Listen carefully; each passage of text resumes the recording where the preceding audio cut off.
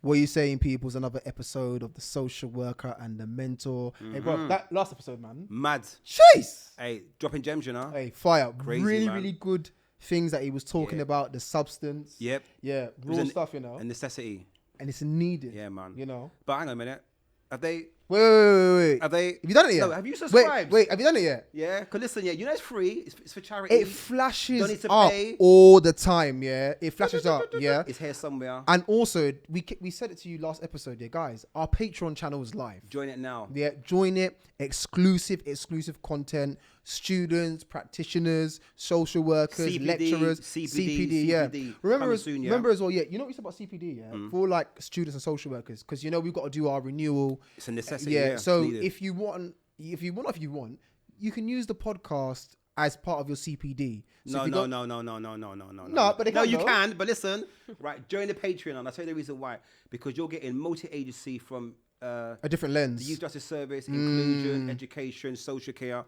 You're getting like 5 to 10 minute videos from me and Nana, and actually they will really help you with your university courses and the experience, like what it's like to be on the field, etc. So, and also just to say, yeah, the street social work practice model coming soon, yeah, man. Then you lot saw recently, yeah.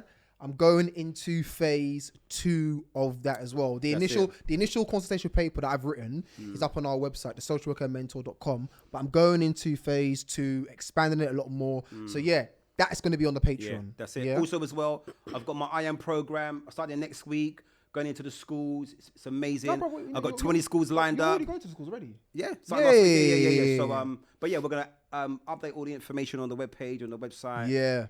But listen, today, Yeah. you know, today I got my peoples, yeah? Right? Who were late? Right? I got my peoples, you know. Yeah, no, I got you up, you know. I got you.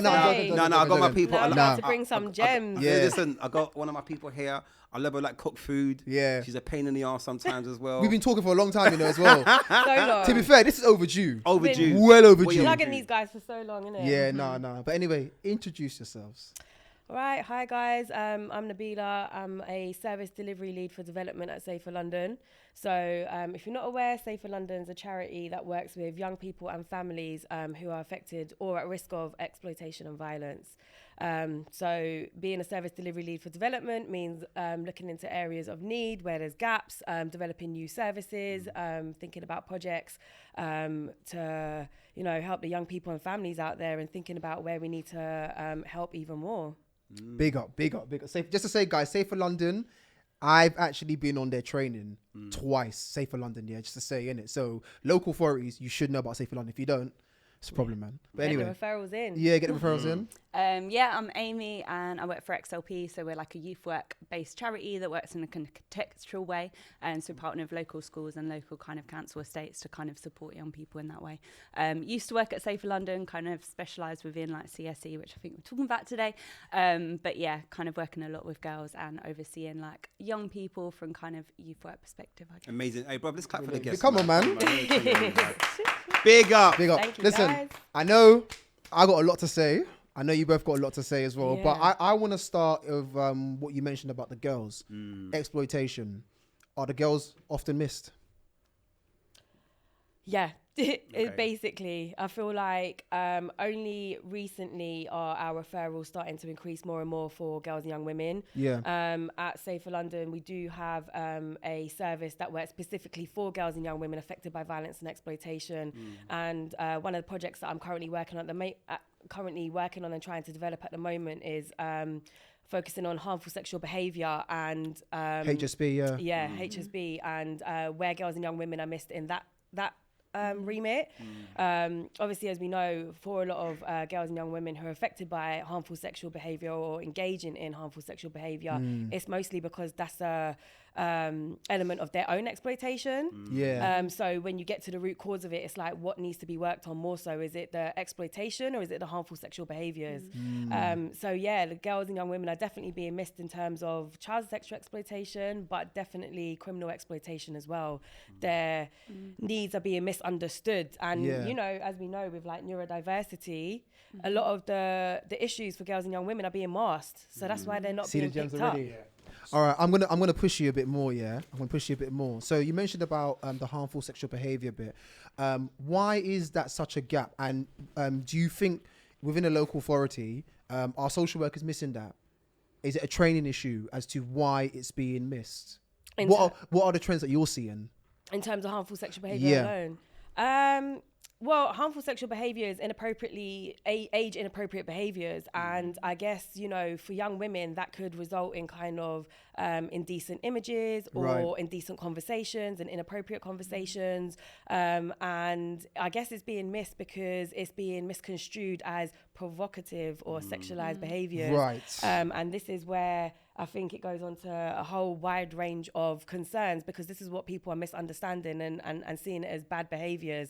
Particularly in schools. Schools aren't equipped enough, particularly even with the males, but especially females, to deal with like how to mitigate and how to understand harmful sexual behaviours and what that means, and instead of, you know, supporting young females and males, I guess they're more condemning them and maybe excluding them from class and saying, oh, you've been sending indecent images or you've been having inappropriate conversations, so we need to call your parents in, rather than having the conversations around the healthy relationships and getting to the root cause of why are those behaviours occurring.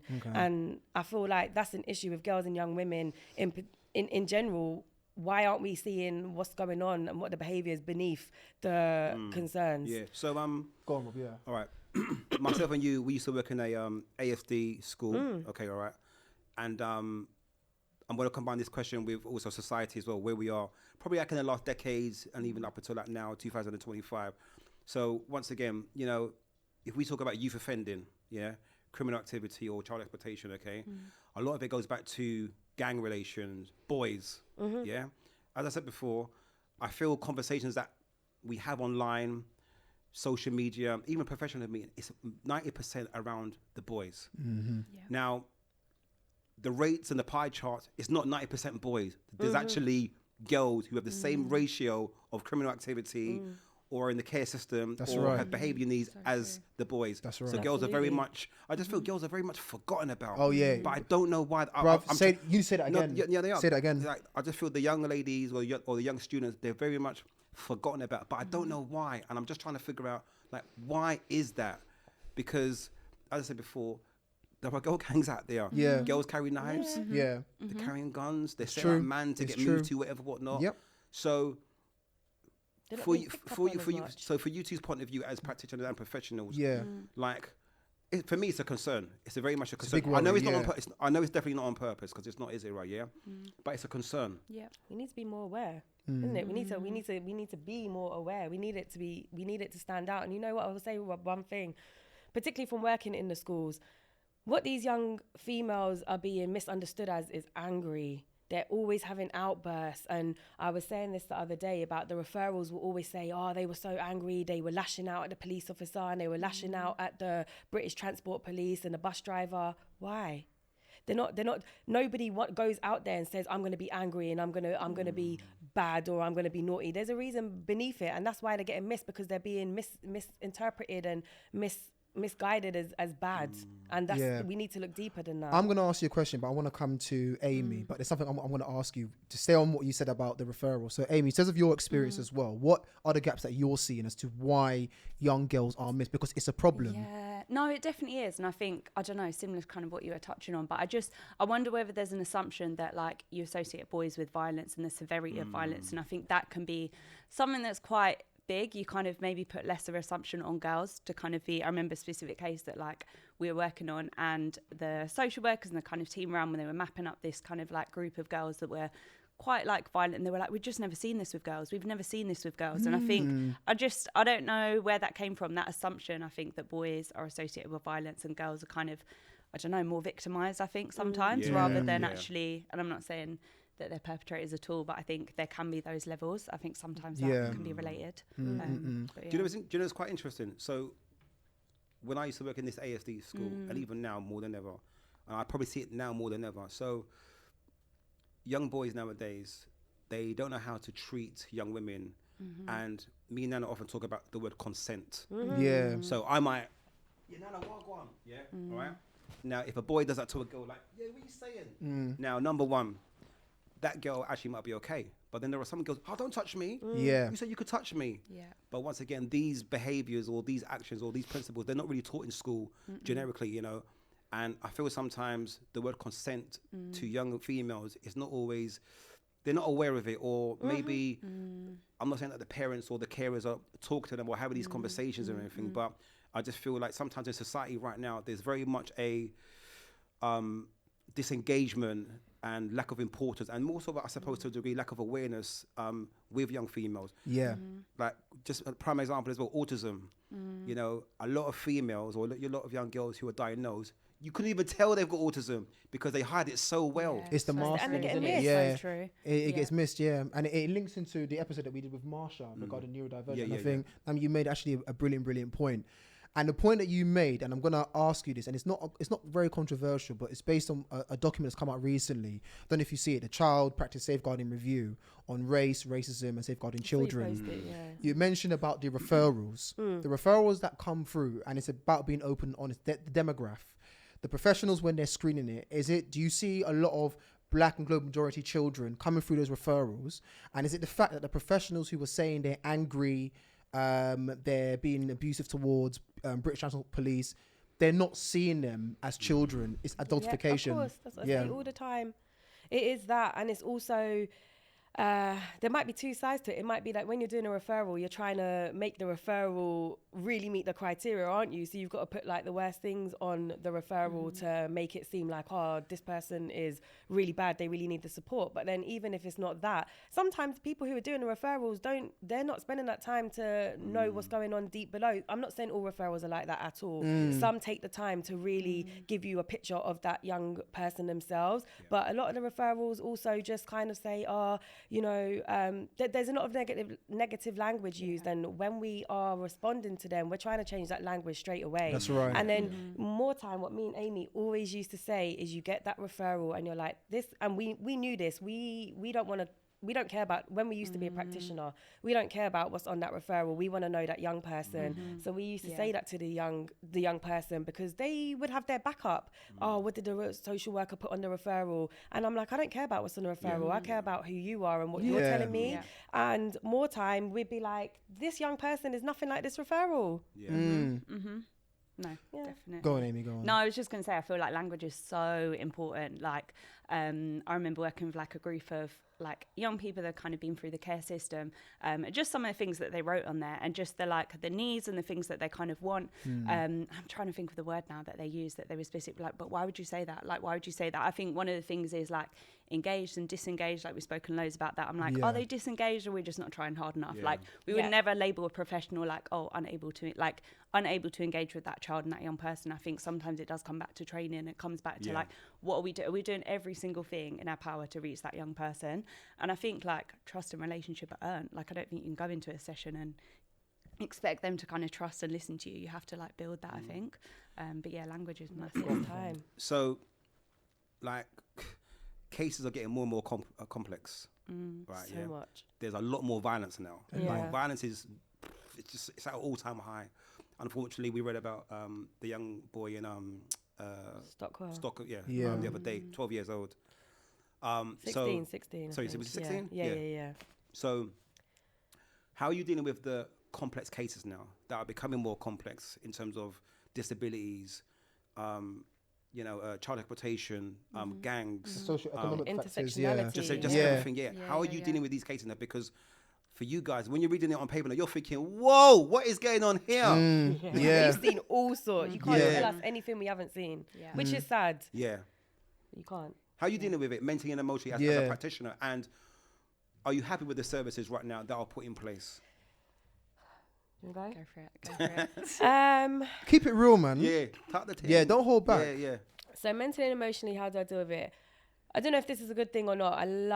I still love working with the young people, but I'm more far removed now, which is not a bad thing. Because of your role. Yeah, because of our role. But it means I'm helping in other ways. Let me put something out there that the young people and the families need. But how I deal with it is, what I used to say when I was a practitioner was that as hard as some of the days might be and as emotionally draining as it can be, I know that I'm that glimmer of hope for that young person, because Safe London's really intense. You have interventions every week, and you're seeing that young person, if the engagement is good, you're seeing them every week for at least 6 months. So you've built a really strong relationship, and I'm like, that person wants to see you every single week, and they might not want to see anybody else. So that is my glimmer of hope that like I'm really making a difference here. In terms of the complexities of the referrals, I'll be real, it just goes with your experience, and it goes with the skill set and really understanding the complexities for these young people, working from a trauma-informed lens, working from a strengths-based lens, having patience. There was a referral that I had one time. She didn't want to see me for I got the referral. She didn't want to see me for 2.5 months. I was trying every single week to try and engage with her, and I didn't close her. And from then, she didn't want to leave my side when I finally started working with her. And that's what we're talking about, them strong, 100%. Trusted relationships. You've got to have a lot of patience. And I know that in Safer London, we are able to give that time. I understand that all social workers can't, but some of the things that I've heard social workers say and the challenges that we've had.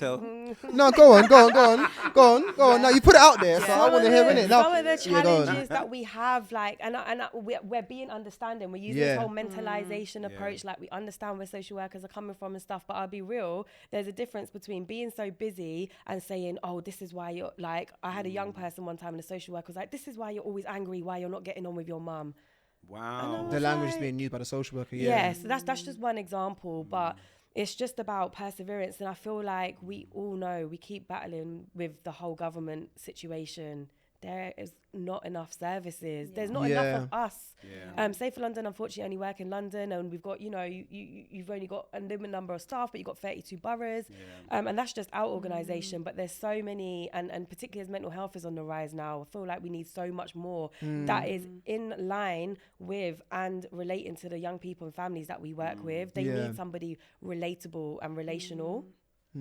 I also think, like, when you talk about complex, I'm like, yes, there's complexities, but like people are complex. Like, I'm complex, you're we all are. And I think we talk about that, and I think so much is so important to just journey with young people. And I think it's Abianda that say about kind of young people being experts of their own life. And I think when I meet with a young person, I'm like, bro, you have like survived all of your like worst days till you got to this point. And I think as a professional, I can come into that sense and like, I don't know everything, like you tell me. And I think you have to earn that trust for a young person to be able to turn around and say like, cool, actually these are some of my coping skills. All right, are they healthy, unhealthy? Let's figure that out together. And then you equip them with the tools to be able to kind of run the rest of their life, because I'm not going to be around forever. And I don't think social workers, kind of youth workers, whoever you are, you're not going to be around forever. So it's almost like being able to empower that young person to kind of say, cool, those are your coping mechanisms for, let's develop, let's grow, let's work together. And then you're going to provide those coping skills afterwards as well, that maybe you're going to kind of like get into that independence, into that adulthood in a safer and best way, I think. So I think it's about not assuming everything. I think it's about journeying with young people as well. And I think that just takes time. I think sometimes my frustrations with social workers come with like how short and how quick you expect the intervention to be. I'm like, are you joking me? Like, I think one of the young people that like, about that worked with, like, I just kept showing up. Like I remember when she went into care, and she went into kind of a like residential home, and it was kind of out of borough. And I turned up to see her, and she was like, what? Like, you're here as well? I was like, I'm just going to keep following you. Like, we're just going to work this out. We're just going to figure it out. And then like end up supporting her into employment and like that whole journey. But then throughout that, like I remember, I think she was on her like 7th social worker by that time. I'm like, it's been a year. 7 social workers in a year. Are you joking? I remember that social worker calling as well, being like, oh, like, have you got any updates on the cases? Like, can you just tell me like what's happened in her life so far? And you're like, I've known her a year. That's what 13 years of her life that she's having to re-explain to a social worker every single time. And I'm like, is that not on your file? Is it not on? Oh, no, the last person didn't update it. Oh, no, the last person. And you're just like, I'm finding it traumatic talking about what she's been through, and that's not even my story. And I think that like expectation or intervention is like, we can change your life in 3 months. I'm like, I don't think we can. Would you say that's your biggest frustration that you have with local authorities, that at times that, we make a referral to Safer London, and we think actually, right, boom, 3 months, things will change? Some. And sometimes you get, what we've experienced is that you do sometimes get dumped with doing what the social worker should be doing, or like the social worker thinks that you can do more than what you're meant to be doing. And like, I remember when I was a new practitioner, I was new into this world. I came from a school, so I didn't know about this world. And it was like, I was expected, and some of the staff that I've now managed have been expected to lead meetings that we know we're not the lead professional. We are literally a charity, and I'm not downplaying our role, but we're a charity organization, and we are the accompanying support. And I've sat sometimes and the meeting's been quiet, and then I've gone and had to chair it, and it's like, but the social worker's in the meeting. So yeah, of course, there's an expectation that we should be doing more, and we're like some miracle workers, which sometimes we are, but you know, it takes time. And I think again, that comes from understanding how long it takes to build a trusted relationship. It probably takes about 3 months to get your first 2-3 sessions. Yeah, it's true. Yeah, 100%, definitely. I think as well. No, sorry, I was going to say. Go on. Everyone's jumping in. I was going to say, like, thresholds, I think, is a massive thing as well. And actually, like, you're kind of doing all the work, you're doing all the groundwork, and obviously kind of focus predominantly on prevention, and like you get referrals in from teachers and other people as well. But like, sometimes begging a social worker to take it seriously of like what's going on for that young person, it's like, doesn't meet the threshold, it's only child in need, like, cool, we're going to close it. And you're like, we've only just begun. And I think that can be frustrating as well. So you think, so when you're speaking to the social workers, and you mentioned about thresholds, so you're saying that there's certain cases that you think you might have worked and the young girl was on a child in need plan, but you're saying actually, you know what, my work that I'm doing with her, I think it needs to go to CEP, but actually from maybe our end, when we're looking at the CP threshold or indicators, it's not reaching that mark, or we might speak to management and they might go and say, well, it doesn't. And if it goes to conference, a CP chair might go and say, no, keep it on child in need. It's often the case, isn't it? Yeah. It does happen. Where are we in terms of child exploitation right now? Where are we? Like, what are the, because for me right now, it's in a bit of a weird space, but it's also quite concerning as well. And I know recently child exploitation now is now an official criminal offence now, isn't it? It is, yeah. The government have made it, it is. And Cocoon, it is. I think like last month. It is, yeah. But where are we right now in terms of, like, what is your point of view as practitioners, as professionals? Where are you with it? Where are you? Yeah. What's the, where are you right now? Where are you? Go on, take it. I think probably they're like classifying it as probably in a better space, but I think there so much of it is also peer on peer abuse, and I think that can be really hard. So like, yes, although there's like the criminal offence attached to it, I'm like, yeah, but when they're both 14, like where's the challenge there? And I think it comes back to like talking about HSB and actually young people that are kind of, it's so interlinked, and it's really hard to work out like, where has this come from? And I think young people are so overexposed online and kind of social media, and you're just like, whoa, like it's so like, where do we start? Like, where do we begin? Do you know what I mean? So, but yeah, I don't know. Yeah, no, totally agree. It just feels like it's unfortunately like never ending, because there's always something new. I can't even keep up with technology now. Like, I don't know what's going on with all these new apps and everything. And, you know, when we were starting our practitioner role, we had to learn all these apps, and now like there's just more and more that I can't even keep up with, and it's scary. Like Amy was saying, peer on peer abuse is the like main form of child exploitation at the moment. You know, and it's definitely much better than it was. You know, back in the day, it used to, child exploitation only used to be like an older man grooming a younger woman, and that is absolutely not the be all and end all of child exploitation. I will always stick by this, and it was in the violence against women and girls strategy. One of the main things that they want to do is talk about prevention and education, which they're trying to improve. And particularly with there was an Ofsted report which highlighted how bad HSB was in schools. So again, they were trying to implement about education there as well. But what's going on? All they're doing is this RSE session, which is like 40 minutes a week. And I'm like, it is not enough. Obviously, in the sessions that we used to conduct, there was healthy relationship discussions every week. And that's why we would try to, the gems that you would teach these young people that they didn't even know about, which you would expect them to know about, we wish that we could embed that so much more into the education system. And I think that's what it's about. It's just about education on healthy relationships. Because remember, a lot of these young people might even be modeling relationships that toxic relationships that they've seen growing up. And then that's just a continuous cycle. So, you know, no shade on the education system, right? But, and once again, for somebody who's worked in the school, some may say they don't have the capacity or the time to. 100%. But at the same time as well, like Nana will tell you, like the world's changing, isn't Get it? us in. Yeah, it is. Yeah. Like, We're the all world's changing, experts. right, Get us in. And for me, to a degree, I feel that the curriculum right now, I think it needs to change. Yeah, it does. Yeah, definitely. Yeah, Because Agreed. child exploitation is a massive thing to be discussing right now. It is. Yeah. Mental health and well-being, feelings and emotions. Right, Absolutely. Emotional regulation. Right. Yeah. So, what needs to be done more to, working with the schools? And do you guys work with the schools and present these ideas, or do you go in and do workshops, or Do you present it to local authorities as well? present it to the local authority? Can I hear a dog or something? Like, Yeah, man. But anyway, yeah, go. I was the only one, didn't I it? was thinking, right, Yeah. But go on, now, go on. But yeah, go on, then, go on. Yes, you were talking about there is a dog. Yeah, there is a dog. Yeah. About kind of schools and capacity. Oh, yeah. That's Yeah, it. I'm yeah, like, yeah. I'm lost. What do Sorry, it's the XLP dog. do with the school?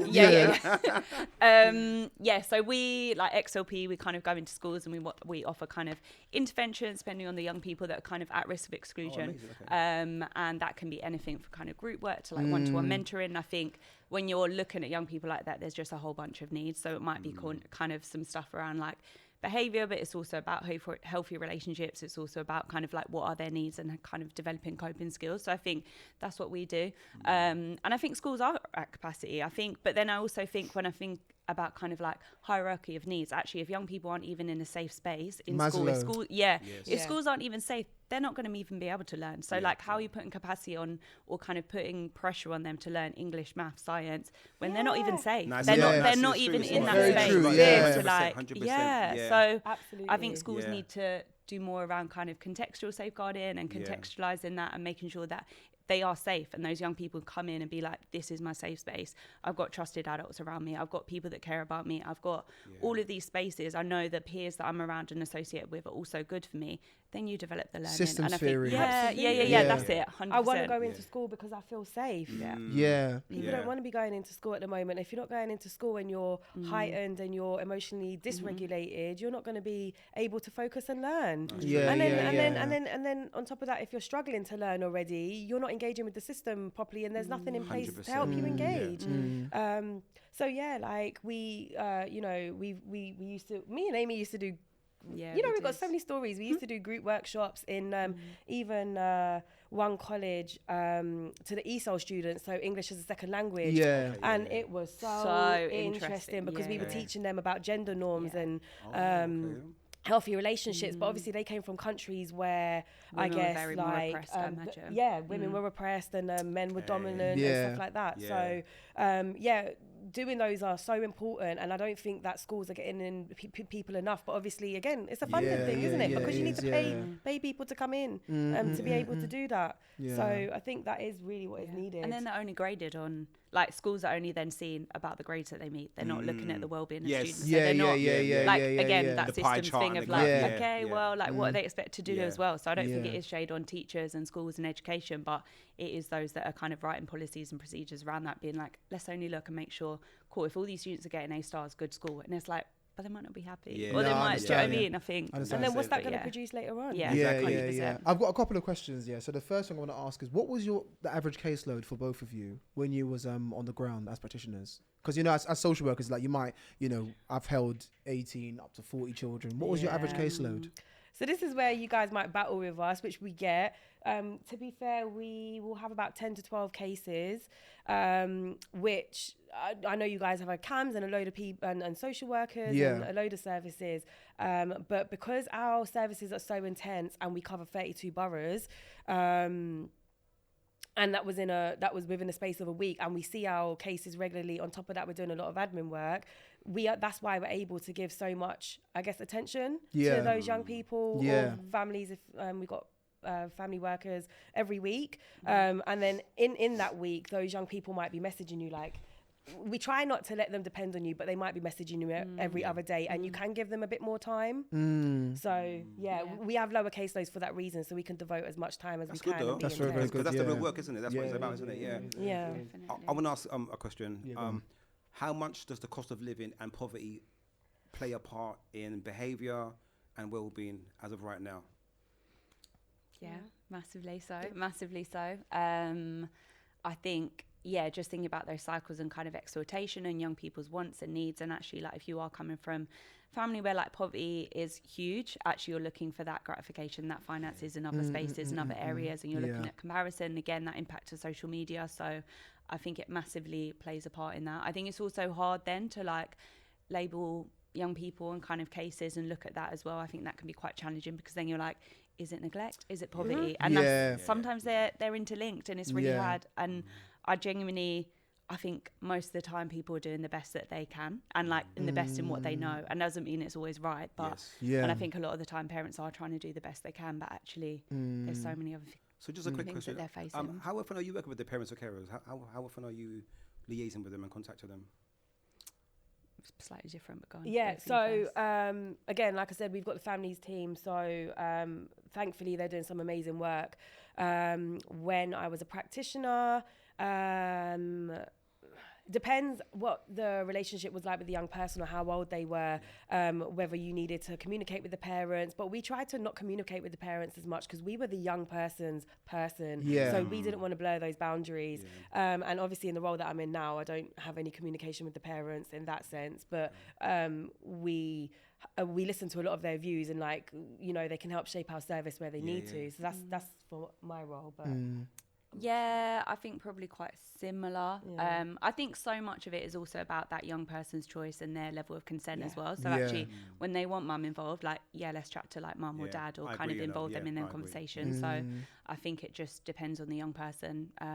Obviously, when we're doing like, we like work in communities and like estates and areas, so we run like detached projects that are then linked in the schools, and a lot of the parents will know us, like they'll know the XLP worker, and we might do home visits from there, we might check in, so actually we become that extra kind of additional person. I think sometimes the voluntary sector is easier to be able to do that as well, because there's not the stigma of like, oh, you're a social worker, you're going to come and take my kids away, or you're going to, you're not the police, you're not kind of, so I think we're sometimes quite good in that position. Do you still, just to jump on what you were saying, Amy, do you still kind of find that actually that stigma is still with a lot of the young people you're working with, that obviously yes, they've got a social worker involved, but is that stigma still there?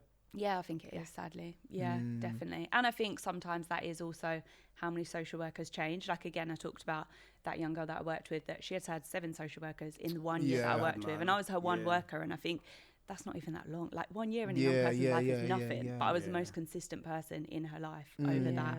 It ended up being like 2 years, but I think, do you know, this is a question I suppose for all of you, and obviously Nana, you're a social worker, so I think what I'm finding, because obviously there's a lot of charities out there that work with a lot of vulnerable young families, and more importantly the young people, right? And I think I know there are some boroughs that are better than other boroughs, right? You know, that's no offense, right? But one thing I've noticed this last 2 years in particular, right? In the last 24 months, right? There are a lot of charities that have feedback to me, and the young people, the change of social workers is getting higher and higher. And I don't know whether it's a combination of the social workers' caseloads, or they don't have the time. I know it's not. We all know it's not on purpose. It's not on purpose, right?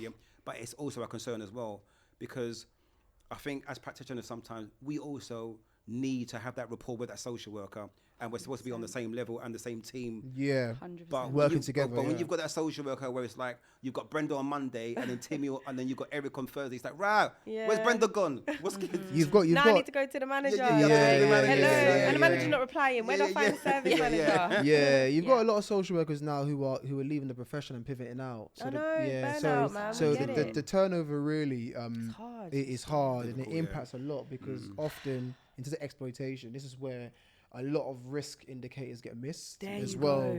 And hence, you know, Amy, what you were saying, that the new social worker for your case, for a young person you're working with, has to ask you where the case is at. Do you know what I mean? Because the last social worker may have left and may not have updated the case file, so you're having to kind of give them that kind of oversight as to what's happened for them to it's quite sad, really. Do you know what I mean, in terms of the culture and what's happening in terms of the change. And like you said, it's so important about those key risk indicators getting missed, and then not having that relationship and not understanding what's going on for that young person, because they don't want to keep repeating their story, they don't want to be re-traumatized.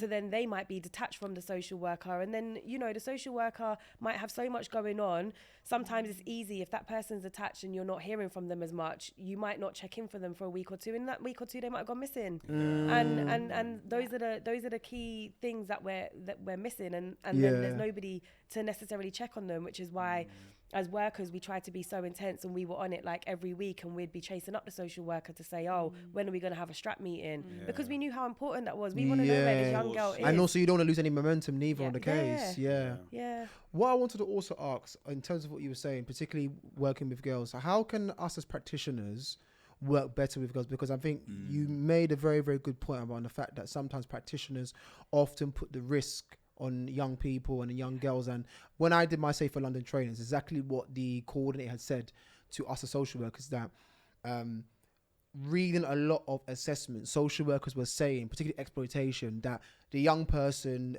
or the young girl is going and seeking this older man out or is engaging in stuff. So in terms of it, in terms of training, how can we kind of be better in our engagement in terms of when it comes to risk, and how we're kind of painting the picture in terms of the young girl or the young boy we're working with, that actually they are the victims in this? What would you say? What would you say from your professional expertise and your lens?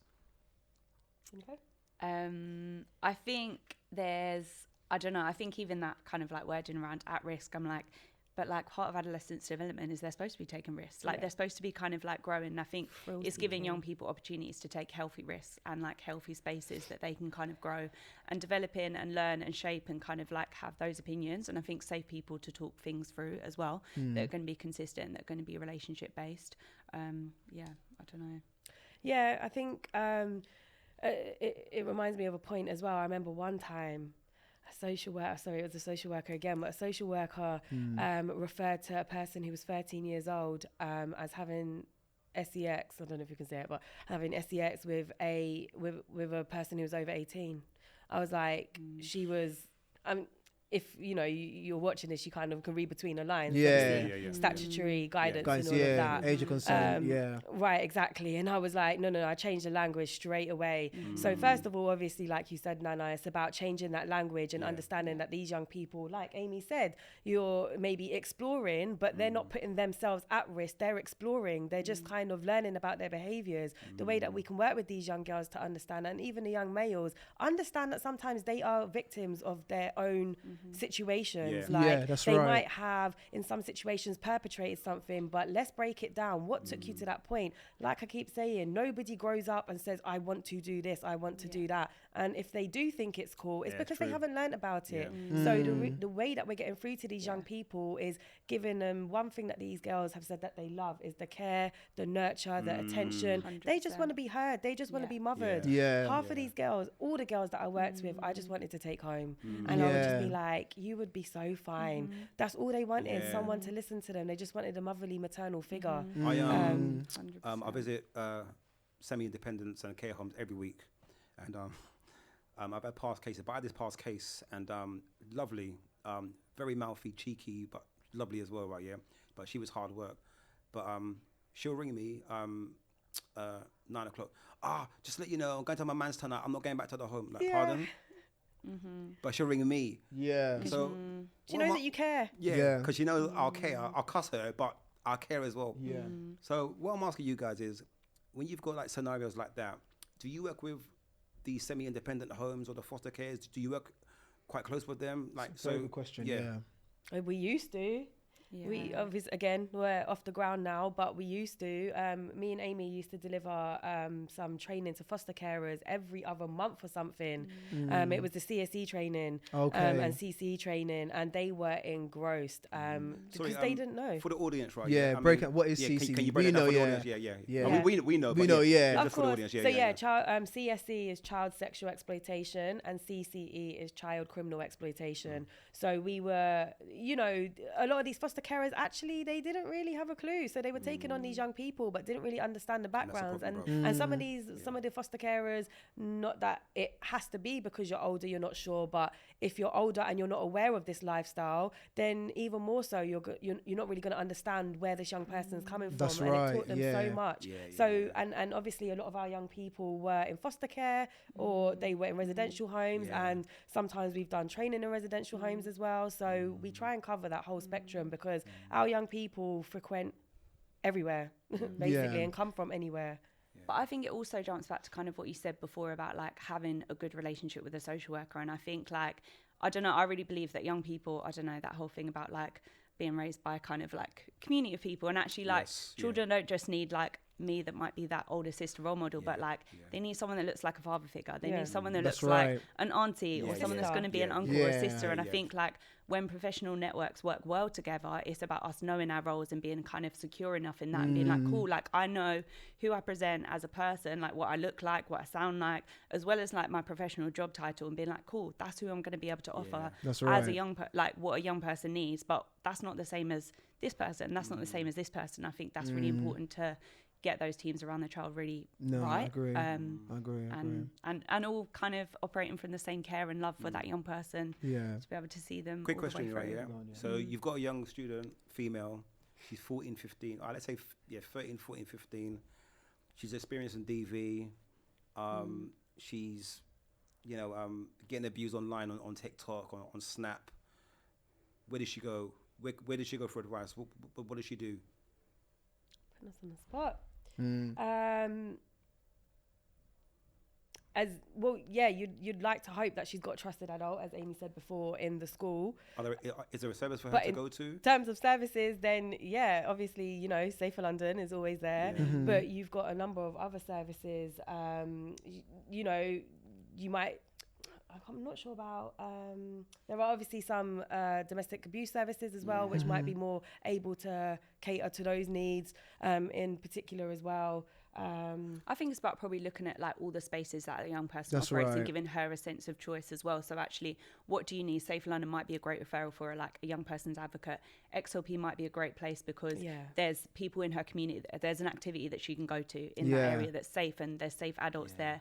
There's kind of like social services that can operate and kind of like fix some things in terms of like education or advocate for them in different spaces. So I think, and then also there's peer groups, is having conversations with her, like, who are your safe friends? Who are the good people around you? Is mum positive? Mum kind of like, is mum aware? Is she there? Is she there for you? So I think it's about, and then also online as well, like, all right, when online world is really like intense and harmful, there's Mind, there's kind of like Coov, I think there's online counselling services as well. So it's about all of those spaces that a young person operates in, like how can we make sure there's a safe person in each one of those areas so that she's got all of those things saying the same thing. I've got one final question before we wrap up. So Safer London, still doing training for social workers, still doing training for local authorities? It's still ongoing? Listen, there's enough, there's quite a few, there's quite a few local authorities. They don't even know about Safer London. Yeah, but hopefully they do now. No, but that for me is shocking though, because all 32 London boroughs. You say that they should, but I don't know. Sometimes things need to be refreshed in it. You know what? The scene is so. They should know, and there's loads of other services out there. Also, we're not the only service in London, of course, but there's so many services, like I said, and there's things need to get refreshed every other week, every other month. Yeah, turnover is so quick everywhere. So they always need to know, like, and be up to date. So in terms of like continuing training, I think it's like, the needs of the organisation sometimes change. So it kind of, it's kind of like linking in with us. Needs of the service, So it's kind of like linking in with us and then seeing what we can do and what we can offer to spread the word. But we have been putting ourselves out there, and we continue to go to different boroughs and speak about what we do and stuff like that as well. All right, you know what I'm going to do? All 32 London boroughs and local authorities, children's social care, Safer London. If we need to make any referrals now, because we should be doing it. If we need to make any referrals for any young person, young boy, young girl, at risk of family, risk of CSE, CCE, make referrals to Safer London. Violence, please. Safer London is there. 100%. I've worked with them before. They are out there. So please, social work practitioners, Safer London, go into Google, find out the referral hub, the referral process, share it out in team meetings, share it out to your service managers and directors. Because and all schools as well. And all schools. All schools, health professionals, children's social care, Safer London, please start making referrals, please. Other services. But guys, listen, it's been absolutely amazing. No, it has, it has overdue episode. So we could talk forever, It is overdue. But listen, as you know, we've got this thing called a panel that we do. We're going to invite both of you back as definitely. Panel, Lovely. you know, it's nice to agree to disagree. So it'd be great to have you guys on the panel as well, man. But it'd be thank you interesting. so much. Thank for you the so gems much. that you drop in. Nablo, you know, I love you like cook food. Amy, appreciate it all every time. And yeah, it's been amazing, isn't it, man? Yeah. Yeah. But listen, don't forget, subscribe, join the Patreon, share. follow us. You know, like, you see everything all here. Like, subscribe, share, Yes. join the Patreon. And remember, also, just to say as well, yeah, this episode is CPD as well, but Yes. share this out in your team meetings. Safer London, yeah? That's it. Thank All right, you. Another guys, thing, yeah. see you Thank soon. you, guys. Nice. Thanks.